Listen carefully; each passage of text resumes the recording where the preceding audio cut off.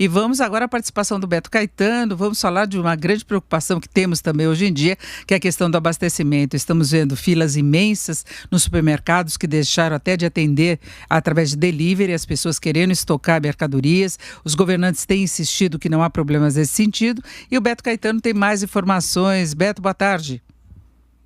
Boa tarde, Denise. Boa tarde, ouvintes e espectadores da Jovem Pan.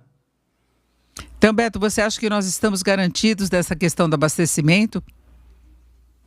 Denise, é sempre difícil fazer um prognóstico desse, né? Mas o que a gente tem visto é o seguinte: uma movimentação grande no setor, e principalmente para garantir a logística. Essa é a principal preocupação no momento. Quer dizer, a distribuição do que é produzido no campo, que é produzido nas empresas do setor, e também a distribuição daquilo que o campo, que as empresas precisam receber para produzir. Então, as empresas precisam ter, as empresas rurais, as fazendas precisam ter fertilizantes, por exemplo, precisam ter rações, né, no caso das granjas, e isso precisa ser assegurado pelo sistema de distribuição, pela logística. Por outro lado, o que está sendo produzido precisa chegar nos centros de distribuição, nos supermercados, para a gente poder enfim, fazer as nossas compras. Teve um primeiro momento aí, é claro, das pessoas correndo, estocando produtos até além do que seria razoável, né? E isso causa um pouco de, às vezes, de falta de produtos de alguns itens, em alguns lugares, né? Mas o pessoal aí da produção tem saído a público para dizer que a produção está normal e que é possível continuar assim.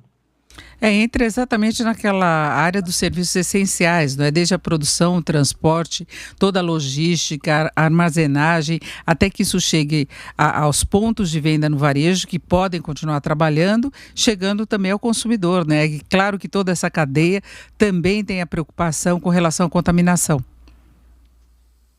Exatamente. O cuidado tem que estar em todos os pontos, né? Então, você veja, por exemplo, na questão da logística, né? Os caminhoneiros, que são um desses elos aí, dos elos vitais dessa rede de distribuição, de coletar produtos e distribuir produtos, eles precisam ter a garantia de que, ao longo das estradas, eles vão ter pontos de parada funcionando bem, para higienização, para descanso. Eles também precisam ter oficinas, né? Porque se alguma coisa quebra, alguma avaria, eles precisam ter peças, né? Eles precisam de borracharia. Quer dizer, é um sistema complexo que tem muitos pontos que precisam ser bem cuidados para ele não deixar de fazer aquilo que precisa, que é fazer as entregas. Exatamente, e as pessoas têm que tomar consciência também de que esse excesso de idas aos supermercados, o tempo que perdem lá, encarando filas, muitas vezes de forma desnecessária, porque você tem os produtos em casa, isso expõe cada um ao risco também. Então é importante ter racionalidade, tanto em relação à quantidade de compras, quanto à quantidade de idas até essas compras, que a gente vê que ainda tem uma movimentação muito grande. Isso aconteceu também no exterior. Algumas cidades, inclusive, estão controlando o número de pessoas que podem entrar nos mercados para fazerem compras, questão inclusive de feiras livres, toda essa parte operacional tem que ser feita com muito cuidado por cada cidadão, não é? Exatamente. Cada cidadão aí tem uma responsabilidade, né? Tem que analisar a melhor forma de garantir que sua casa esteja abastecida, né? Ou sua empresa, o que seja, né? A gente vê uma migração também para o abastecimento online, quer dizer, cresceu barbaramente nesses últimos dias o movimento de compras online, né, dos supermercados também, e de entregas. E aí a outra preocupação, essa capilaridade, essas entregas que são feitas via os motoboys, por exemplo, é um outro ponto de muita preocupação de que eles tenham toda a segurança também para continuar fazendo sua tarefa, né? E que as pessoas recebam isso bem, com bastante segurança em casa também. Então, são muitos pontos aí, né?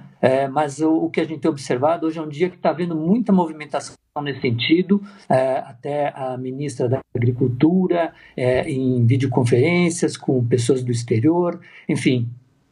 uma movimentação de governo, de associações de classe dessa área, de empresas, para combinar melhor o jogo, né? Quer dizer, para ver os pontos aí, os nós que podem haver, inclusive também apelando para os prefeitos, os governadores, porque houve algumas medidas de restrição à circulação que não foram devidamente pensadas, né? Então, impedir que a carga se movimente é uma criação de um novo problema. Mas isso tudo está sendo hoje muito, está no foco das autoridades e de quem atua nesse setor para resolver essas coisas. E a gente fala de abastecimento doméstico, claro que é fundamental e prioritário, mas o setor do agronegócio, ele também vai abastecer outros países. Nós temos um contato muito grande com a China, por exemplo, que é um grande importador. A China, que desde o ano passado teve problemas seríssimos com a produção de proteína e em várias frentes, né? Foram doenças que atingiram aí a produção de carne de porco, depois teve na lado aviário também, e o Brasil também pode abastecer outros países. O Brasil já abastece bem outros países, né? Quer dizer, o Brasil é um grande celeiro para o mundo, né? E nesse momento é mais importante ainda esse papel, né? Então, por exemplo, a China conta muito com o Brasil, né?